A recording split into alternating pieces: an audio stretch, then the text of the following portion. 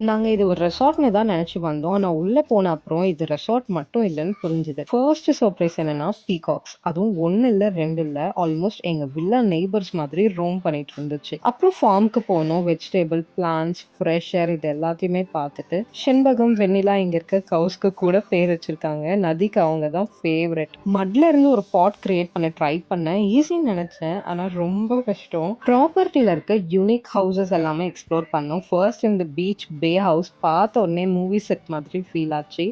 Next terrace house போனோம். நிஜமாவே ரொம்ப சூப்பரா இருந்துச்சு. டெரஸ் ஹவுஸும் எனக்கு ரொம்ப பிடிச்சிருந்துச்சு. அண்ட் லாஸ்ட்டா பூல் ஹவுஸ் போயிருந்தோம். இந்த பூல் ஹவுஸ் பத்தி நான் சொல்லியே ஆகணும். அவ்ளோ பெருசு. நம்மளுக்கு பிரைவேட் பூல் குடுத்துருக்காங்க. ஸோ ஃப்ரெண்ட்ஸ், ஃபேமிலியோட போனீங்கன்னா நல்லா என்ஜாய் பண்ணலாம். So next life size chess board பார்த்தோம். ஃபர்ஸ்ட் மூவ் யார் பண்றதுன்னு யோசிச்சு விளையாடிட்டு இருந்தோம். நதிக்கு செப்பரேட்டா ஒரு ஃபன் ஜோனே இருந்துச்சு. அண்ட் ஃபிஷ் ஃபீடிங்கும் இருந்துச்சு. டியூனுக்கு வந்த அப்புறம் ஒரு விஷயம் புரிஞ்சுது. சில பிளேஸஸ செக் அவுட் பண்ணிக்கலாம். ஆனா மெமரீஸ் செக் அவுட் ஆகாது.